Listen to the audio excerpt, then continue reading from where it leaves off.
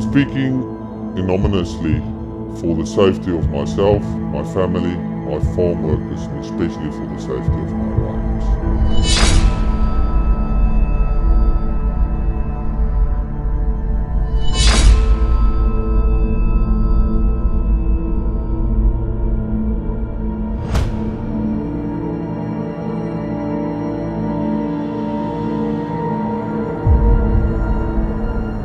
One of the biggest problems we have in Africa is the price of rhino horn on the black market. This year, the average price on the black market is $45,000 per pound. Now, if you take an average rhino bull, it's about 16 pounds per horn. That's just the front horn. So it's roughly about $700,000+ that they do get for the front horn on a black rhino. Now the back horn is about 1/3 of the weight of the front horn. So it's close to $1 million on the black market per rhino. Let's say John down the street has invested in rhinos. Well, hell, these days they'll kill you for that rhino horn.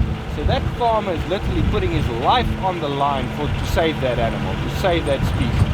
What more dedication do you want in this world than a guy willing to risk his life to save an animal? So protecting these animals is basically impossible.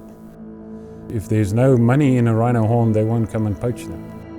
And the only thing to do that is to drop the ban on the trade of rhino horns, supply and demand. We don't have the time to convince the end user that these rhino horns are nothing special. To convince a guy from Asia, for example, who's used these horns, it's like telling me Jesus doesn't exist. It's part of their religion to use rhino horn. Yeah, we've tried everything. We've tried dehorning them. The skull of a rhino is basically where the horn is attached to. It's like a round bump sticking out, and the horn grows over that bump. So if you dehorn it with a chainsaw, you can only cut it here, otherwise you cut into the bone of it. So even though if I dehorn a rhino today, I'm going to leave about 1/4 of the weight on the animal itself. So it's not 100% safe, even though I've dehorned it. So they still can come and poach it, and they still have sufficient amount of weight of horn that they can sell. South Africa government today has got more than 20 tons of stockpile of rhino horns that they've collected from animals that have died or has been poached, and they confiscated it from poaching. So you take the stockpile plus the 20,000 rhino that we have in South Africa today, we can steadily flood the market of rhino horn in the world, which will drop the price dramatically and then reduce the poaching in South Africa.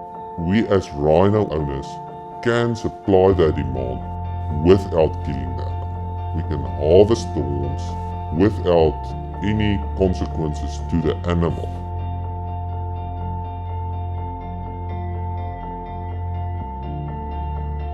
The only way to save the rhino is to legalize trade of the horn, to drive prices down and supply the demand for rhino horn. We believe that we are the last generation to have the chance to save this animal.